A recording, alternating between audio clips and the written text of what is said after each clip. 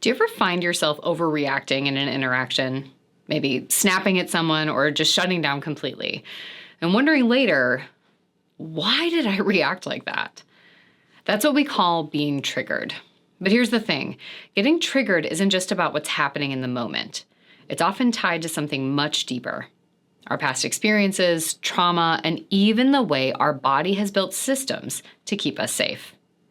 Today, we're diving into what it means to be triggered, the connection to our internal protective systems, how to tell when you're triggered, and most importantly, what you can do in those moments to stop reacting and calm your nervous system.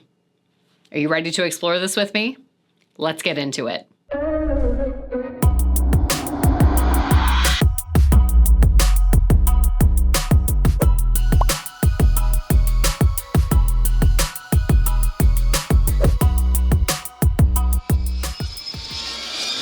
Hey everyone, how's it going? I'm Kyira Wackett. Welcome back to another video where we work to empower you with the confidence and skills to write your own story so that you can live your life on purpose.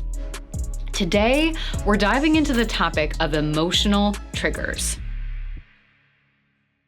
Let's start with a quick definition. Being triggered means that something, whether it's a situation, tone of voice, or even a certain look, activates a strong emotional reaction in you. This reaction might feel overwhelming, like anger, sadness, or panic, and it's often disproportionate to what's happening in the moment. But why does this happen? To help make sense of what's happening, I like to use language from the Internal Family Systems, or IFS model. Now, as I say this, some of you are thinking, wait, what is this? Why is this relevant? So let's start by first just breaking it down. So according to IFS, we all have different parts inside of us that play specific roles in keeping us safe. Some parts are protectors, stepping in to defend us from feeling pain, shame, or fear. Others hold the burden of painful emotions or traumatic memories. When we're triggered, it's often because one of these parts, especially a protective part, is stepping in. This part perceives the current situation as a threat, even if it's not consciously obvious to us. So, for example, you might have a protective part that gets angry and lashes out when someone gives you feedback because it's trying to keep you from feeling that shame of past rejection. It assumes that any feedback is criticism, and that criticism is an active threat to your belonging. Or you might have a part that shuts you down emotionally when a conflict arises, and you just sort of get smaller or tuck in, because it's learned that avoiding confrontation is safer than engaging. These protective reactions are your body's way of saying, I'm not safe right now. And while many of us reflect on these situations and we can say, yeah, but it wasn't that I wasn't unsafe, or, it wasn't that big of a deal. Why did I overreact? The key point is to consider that to these parts of self that are designed to, at all costs, keep you, the system, safe. This reaction seemed necessary. So what can we do about this? How do we help recognize when those parts take over, and what can we do to help them stand down? Well, the first step is to get clear on when and how you might be triggered. So start by looking for these 5 signs. First, intense emotional reactions. You feel emotions like anger, sadness, or fear much more strongly than the situation seems to call for. This might not be something you can determine in the moment, but often shows up after a situation has resolved or passed. Second, intense physical symptoms. Your body might react with a racing heart, sweaty palms, or even feeling frozen. Third, irrational or impulsive behavior. You find yourself snapping, shutting down, or making decisions that you later regret. Next, negative thought spirals. You start thinking, I'm not good enough, or this always happens to me. This may happen inside of specific interactions or situations, but more commonly shows up afterwards and may be a train of thought that you almost feel stuck in, cyclically ruminating on these negative thoughts.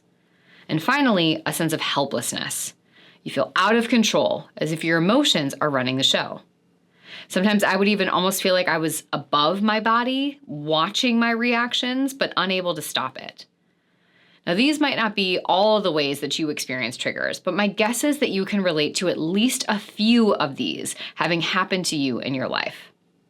Now, once you flag the reaction, you can then get clear on what was going on when it happened, or prior to it, to begin to consider what actions, interactions, and emotions may trigger you to feel unsafe. From here, the question becomes, okay, once we better understand our triggers, what do we do? Now, the good news, you don't have to stay in a reactive state. One of the key ways to help you break this cycle of reaction is to learn to calm the nervous system and work with, rather than in opposition or servitude to these parts. So here are a few steps that can help. First, and I know it sounds silly and oversimplified, but pause and breathe. Start by grounding yourself in the present moment. Take slow, deep breaths to help calm your nervous system. Now, I've talked about this before and the power of cold water, but in these scenarios specifically, it can help activate the parasympathetic nervous system. So this is a great option that you can bring into this step. Second, try to name what you're feeling. Acknowledge the emotions and physical sensations that you're experiencing. Simply saying, I feel angry and my chest is tight, can help you to step out of that reactive state. You can even take it one step further by naming the urge or reaction when you feel that to what's happening. Next, invite curiosity into the experience. This is where we begin to see the parts work of IFS come in a bit. So instead of fighting against your reaction, get curious about the part of you that's been triggered or activated. You can ask yourself, okay, what is this part trying to protect me from? Or what does it need from me right now? By approaching your triggered state with curiosity instead of judgment, you can begin to understand and soothe your protective parts. You begin to give them a voice and can start to work with them rather than, again, in opposition or servitude.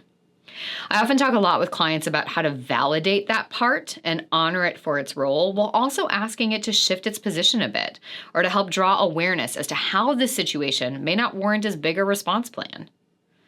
Fourth, get in touch with your body. This is less about the work in a moment of being triggered and more about long-term healing.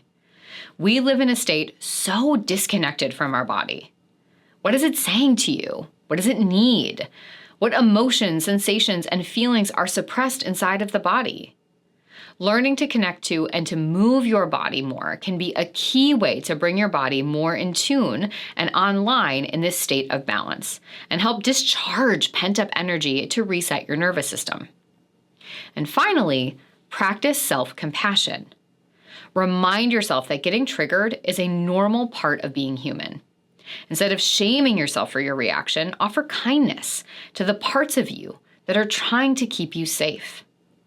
Honor your ability to protect yourself, and then invite the space to reflect on what needs space to heal so that you no longer have to exist in that state of constant surveillance.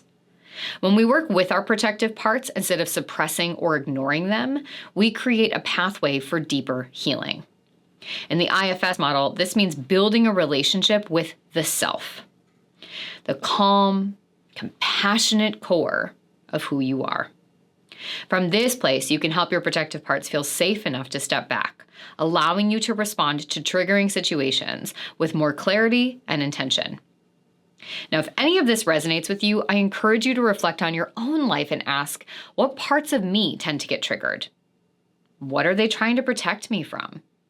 Then take that first small step, whether it's pausing to breathe, journaling about your triggers, or exploring parts work, to start responding to triggers with curiosity and compassion.